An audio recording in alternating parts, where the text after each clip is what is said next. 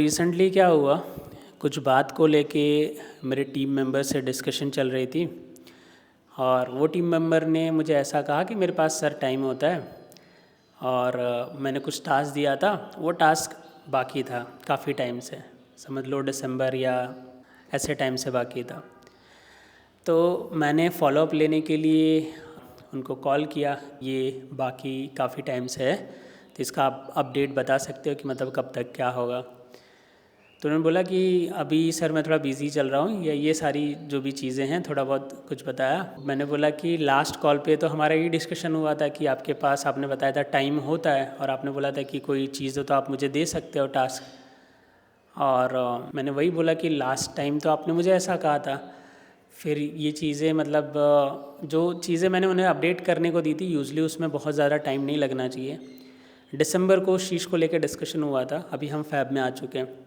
Actually उस चीज़ के लिए लॉजिकली देखा जाए तो 1 मंथ बहुत है। तो उन्होंने बोला कि मेरे पास टाइम है और फिर काम बाकी रह गया था, तो मैं इस चीज़ को लेके थोड़ा सा वो हो गया। मैंने बोला कि देखो, या तो आप बिज़ी हो या तो आप अवेलेबल हो, पर लास्ट कॉल में तो आपने मुझे बोला था कि आपके पास टाइम है और मतलब बोले कि आप कुछ और टास्क दोगे तो भी मैं वो कर सकता हूँ, बट ये एग्जिस्टिंग चीज़ ही क्यों बाकी है। तो घुमा फिरा के बात वही आई, मुझे भी समझ में आ गया, उन्हें भी समझ में आ गया। मैंने बोला कि देखो जो भी है, मैं बोला कि कभी भी मैं ये नहीं देखता कि कौन कितनी देर क्या कर रहा है, बट एटलीस्ट मैं सभी से ये उम्मीद रखता हूँ कि वो सच बोले, कोई भी हो, जो जिनके साथ मैं काम कर रहा हूँ या जो मेरे साथ काम कर रहे हैं। सच बोलना इसलिए ज़रूरी होता क्योंकि कभी कभार मैं यहाँ पे जिस टीम मेंबर की बात कर रहा हूँ, 15-20 दिन होते हैं मेरी उनसे बात नहीं होती। मैंने वो काम उन पे मतलब छोड़ रखा है कि आप अच्छे से हैंडल ही करते होगे। 15 दिन हो जाते हैं, 20 दिन हो जाता है, कॉल नहीं होता हमारे बीच में, कभी कभार होता है, ठीक है।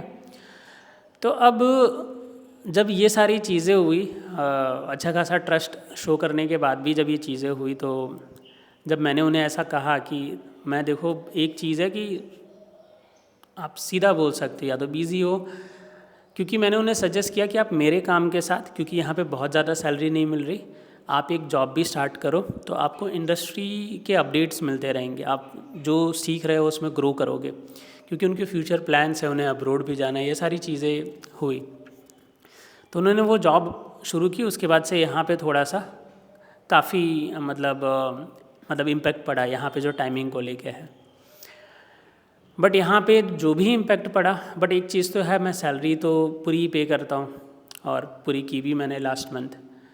तो ये चीज़ों को लेके कहीं ना कहीं मुझे एहसास हुआ कि जब हम किसी के लिए इस लेवल तक जाके सोचते हैं और सामने वाला व्यक्ति अगर छोटी मोटी बातों के लिए कभी बोलता है, तो चीज़ मुझे महसूस हुई।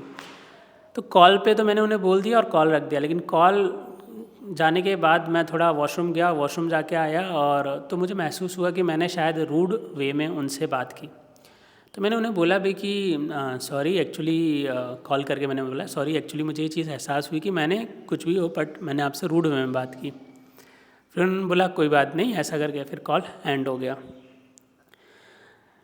तो देखो, ये जो मुझे एहसास हुआ कि भले मैं सही हूँ या गलत हूँ, बट मैंने वहाँ पे अच्छे वे में नहीं बात की उनसे, ये मुझे जो एहसास हुआ इसलिए हुआ क्योंकि कभी कभार मैं मेडिटेशन करता हूँ। तो मेडिटेशन से मुझे ये चीज़ का एहसास हुआ कि मेडिटेशन आपको कनेक्ट रखती है आपके इनर सोल से। वो ये थॉट ले आती है आपके दिमाग में कि आप सही हो या गलत हो, बट वहाँ पे आपको ऐसे नहीं करना चाहिए।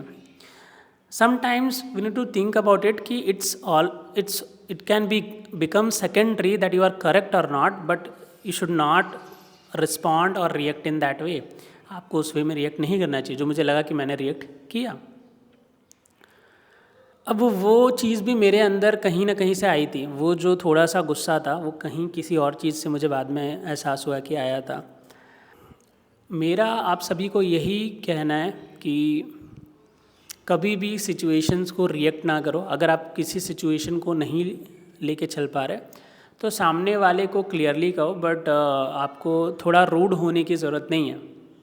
आप उन्हें क्लियरली ये चीज़ अपने मन की बात कह लो, बिकॉज़ प्रॉब्लम तभी होती है जब आप किसी को मन की बात नहीं कह पाते और आप अपने अंदर ये चीज़ें रखते हो। और ख़ास करके अगर आप ऐसे व्यक्ति हो जिसको शांति बहुत पसंद है ओवर द प्रोग्रेस। बहुत लोगों को प्रोग्रेस बहुत पसंद है कि प्रोग्रेस होना ही चाहिए, कुछ हो कि ना हो, वहाँ पे वो शांति को भी कॉम्प्रोमाइज़ कर लेते हैं। बट कुछ महीनों से मुझे ये चीज़ का एहसास हुआ कि मुझे शांति के साथ प्रोग्रेस चाहिए। तो प्रायोरिटी मेरी शांति है, कि मन की शांति, चीज़ों की शांति मेरी प्रायोरिटी है, और उसके बाद प्रोग्रेस। ठीक है, ये दो चीज़ हैं। तो अगर आप इस तरीके से चीज़ों को सोचते हो तो आप चीज़ों को क्लियर आउट करने पे ज़्यादा फोकस करो। जहाँ चीज़ उलझती है उस व्यक्ति से बात करो, उस चीज़ को सुलझाओ। आपकी गलती हो कि ना हो, सॉरी बोलो और आगे निकलो, उस चीज़ को छोड़ो। अगर आपको लग रहा है कि आप किसी चीज़ को खींच के चल रहे हो, वो आपको बार बार प्रॉब्लम क्रिएट कर रही है, just separate your self from that thing. उस चीज़ से सेपरेट कर लो। बार बार मुझे लगता है कि किसी को समझाना भी, कभी कभार मुझे लगता है इट्स नॉट योर लाइफ। बार बार किसी को आप समझाओ ये ज़रूरी नहीं है। ऑब्वियसली आपको समझाना चाहिए, बट अभी आप उस लेवल पे नहीं पहुँचे होगे कि आप दूसरे को भी मैनेज कर लो और ख़ुद को भी एक लेवल तक मैनेज करते रहो। तो मुझे ये चीज़ धीरे धीरे एहसास हुई, और उस सिचुएशन में मैंने सबसे पहले यही चीज़ किया, उन्हें सॉरी बोला। इंस्टेड ऑफ अगेन ये डिस्कस थॉट रखने की जगह कि वो गलत थे या मैंने रूड बिहेव किया या काइंड ऑफ।